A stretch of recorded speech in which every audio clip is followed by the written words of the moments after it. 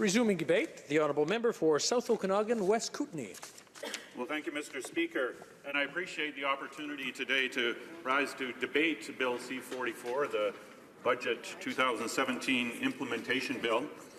You know, back in the days when I taught zoology at UBC and I taught comparative anatomy labs at Memorial University, we talked a lot about form and function.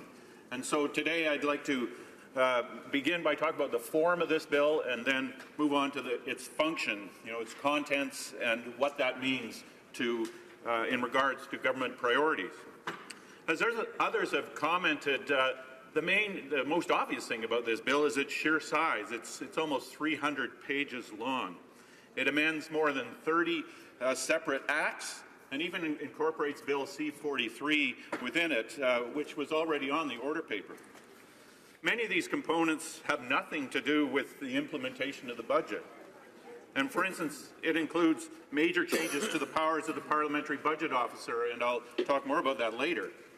This bill is the very definition of an omnibus bill. And many Canadians will remember quite clearly what the Liberals said about omnibus bills in the previous Parliament.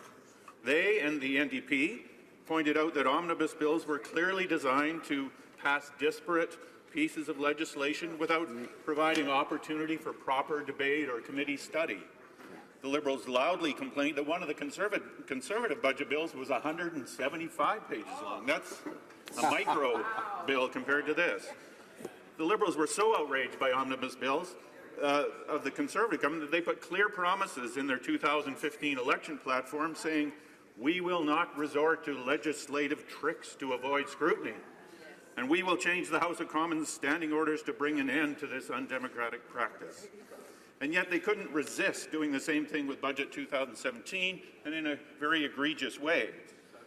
The Liberals have broken a growing number of election promises, but this broken promise, one that puts them in the same camp as the Conservatives, when it comes to eroding Canadian democracy, must be one of the most disappointing acts for many of their supporters. And now I'd like to move from form to function and some of the consequences of Bill C-44. One of the main themes of the last federal election was the struggle to reduce income inequality in Canada, inequality that has been steadily increasing for the past 20 years or more. The NDP has led this battle for years, and in the last election, the Liberals agreed with us in principle and would, as we've heard so often since, support the middle class and those trying to join it. In the last budget, they disappointed most Canadians in the middle class by doing absolutely nothing for those making less than $45,000 a year, instead bringing in income tax changes that gave tax relief primarily to those making $150,000 to $200,000 a year. The Liberals promised that they would plug the loopholes that allowed CEOs to pay taxes at half the rates of middle-class Canadians, but did nothing in last year's budget. And I'm sorry to say, did nothing in this budget as well.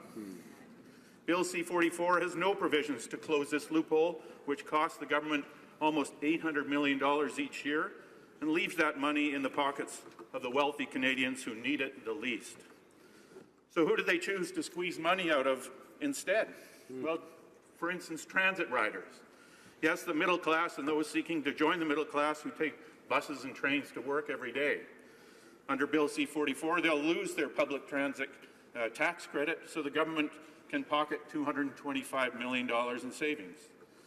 So wealthy CEOs get to keep $800 million, while bus riders have to cough up $225 million.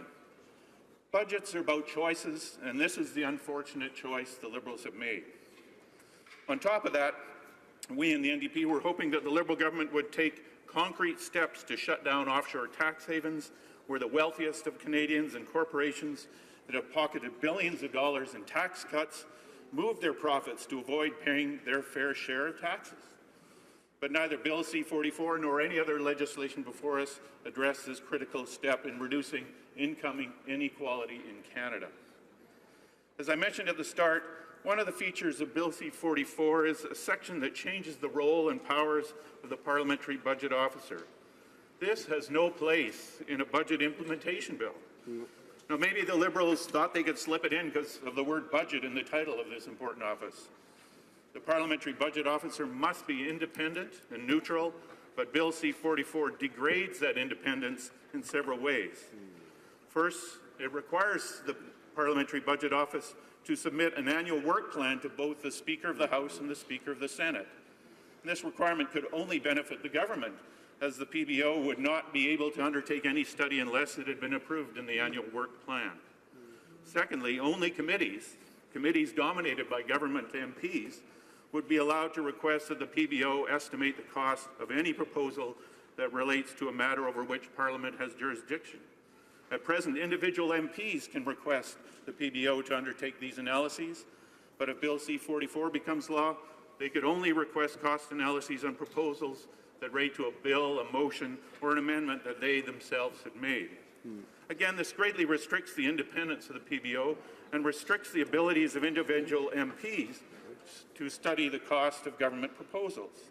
And it was this type of independent initiative that exposed the true costs of the F-35 fighter jets to Canadians, and it was this independent action that showed that the so-called middle-class tax cuts of this Liberal government only benefited the wealthy in our country. Another point of disappointment in the budget is the change to index the excise duty on wine to the Consumer Price Index beginning in 2018. And my riding, I must admit, produces the best wine in Canada, and the wine industry plays a large role in the economy there and in other wine regions of the country. Canadian wine producers are very concerned that this duty will now rise automatically every year, despite the fact that it is already almost twice as large as the duties levied by other countries. For instance, the duty is 63 cents per litre in Canada versus 38 cents in the United States. Germany has no excise on wine at all. This automatic increase will exacerbate those differences and undermine the growth of the wine industry in Canada, impacting the entire economic value chain from farm gate to retail. Now, I'd like to end on a positive note, Mr. Speaker, by mentioning a few measures that I'm happy to see in the budget. And one is a promise to spend about $40 million to support projects and activities that increase the use of wood as a greener substitute material in infrastructure projects. Now, using wood as a primary material in large buildings is a technology for which Canada is already a world leader, and one of the leading companies in Canada in the construction of these buildings is Structurlam in my hometown of Penticton. And Structurlam sources a lot of wood for its glulam beams and cross-laminated timber panels from the Kolesnikov mill near Castlegar on the other side of my riding. And expanding this part of the forest industry in Canada would give it a much-needed boost in these troubled times as mills across the country face trade sanctions through the softwood lumber dispute. We've heard a lot recently about efforts to diversify our foreign markets, but here's an opportunity to build the domestic market as well, and build it quickly. Unfortunately, this spending is not scheduled to start until next year, when it might come too late. And another way that the government could move forward on this file is by adopting my private member's bill, Bill C-354, that directs the government to consider the use of wood in building projects. Government procurement is a powerful force that would immediately boost the forest industry across Canada. So I'm pleased that the Liberal government is also keeping at least one of its election promises, albeit a year late, and that is to phase out subsidies for the fossil fuel industry.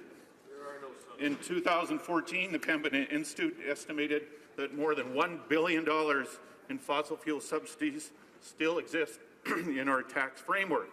So I'm happy to see that Budget 2017 will exclude producing wells from the Canada Exploration Expenses Tax deduction.